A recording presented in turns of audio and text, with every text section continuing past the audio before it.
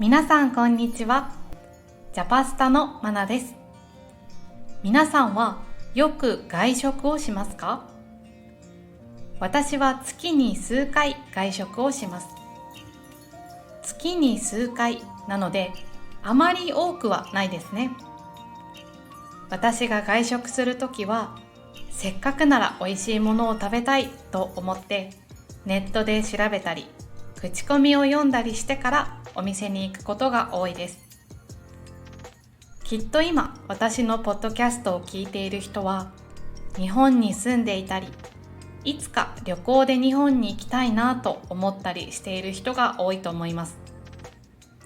皆さん日本に来たら必ず外食しますよね。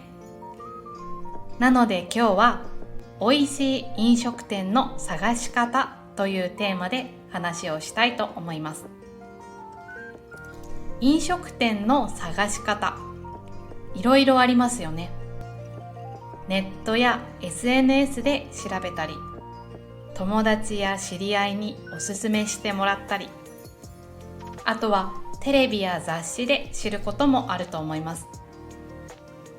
今日は日本人が飲食店を探すときによく使っている方法を2つ話したいと思います。1つ目はグルメサイト、2つ目は Google マップです。グルメサイトはお店の情報が載っているウェブサイトです。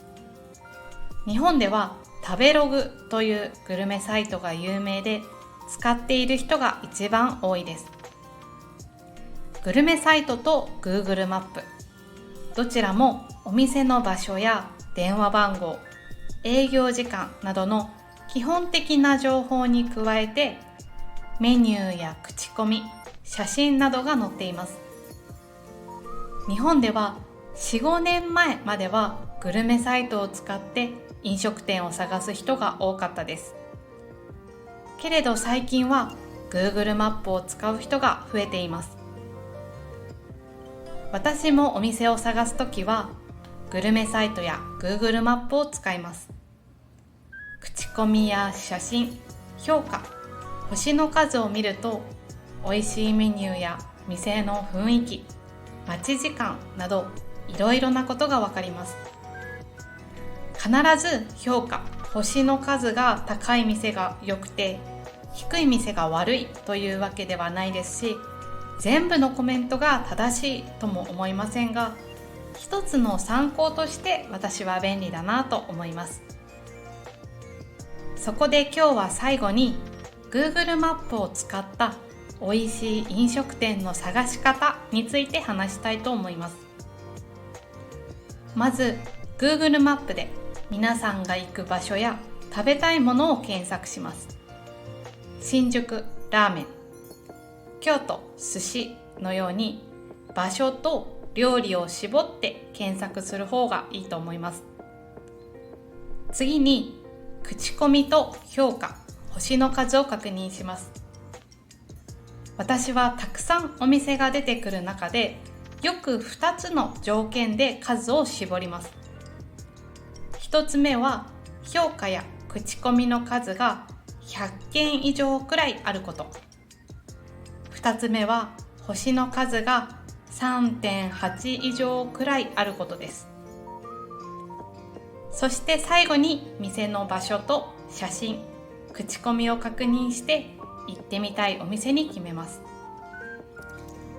飲食店を探すときはもちろんグルメサイトを使ってもいいんですが、皆さんが日本のお店を探すなら Google マップの方がおすすめかなと思います。理由は2つです。1つ目は英語など他の言語でも使うことができるからです。特に翻訳の口コミが見られるのは便利だと思います。自動翻訳なのでちょっと変だなという表現もたくさんあると思います。でもいいコメントか悪いコメントかを知るための参考にはなりますよね。グルメサイトにも口コミがたくさんありますが、長い日本語のコメントが結構多いので全部読むのは少し大変かなと思います。そして2つ目は地図と飲食店の情報を一緒に確認できて便利だからです。その飲食店に行きたいと思った時に場所やかかる時間、行き方などを簡単に調べることができますよね。駅から歩いて何分とか、ホテルからこの電車を使って行けばいいとか、すぐに調べることができるので便利だと思います。今日は日本人が飲食店を探すときに使っている方法と Google マップを使った飲食店の探し方について話しました。皆さんの国では美味しい飲食店をどうやって探しますか？日本と同じようにグルメサイトや Google マップを使いますか？もしよければコメントで教えてくださいね。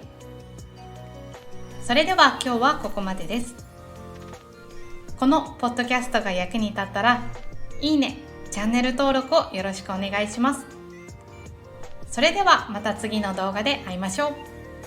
バイバーイ。